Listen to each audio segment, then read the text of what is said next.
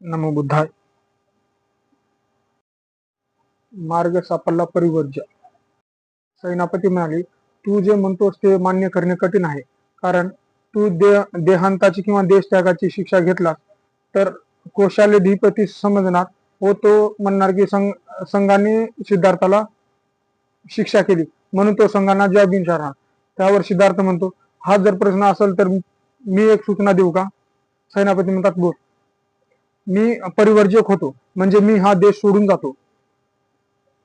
मग देश सोडून जातो, कौशाल्य दिशेला पण कळणार नाही आणि तुम्ही दिलेली शिक्षा पण पूर्ण होईल.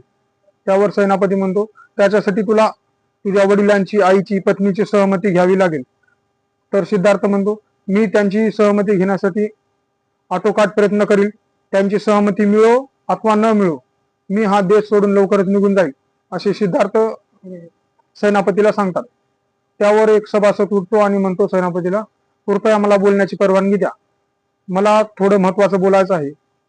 सिद्धार्थ सिद्धार्थ आज ना उद्या आपण दिलेली शिक्षा पूर्ण करणारच. सिद्धार्थ देश सोडून जाणार यात मला काही शंका वाटत नाही.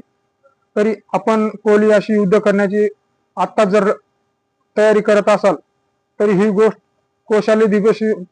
कौशाल्यधिपती समजणार व तो म्हणणार, संघाने सिद्धार्थाला युद्धासाठी नकार दिल्यामुळे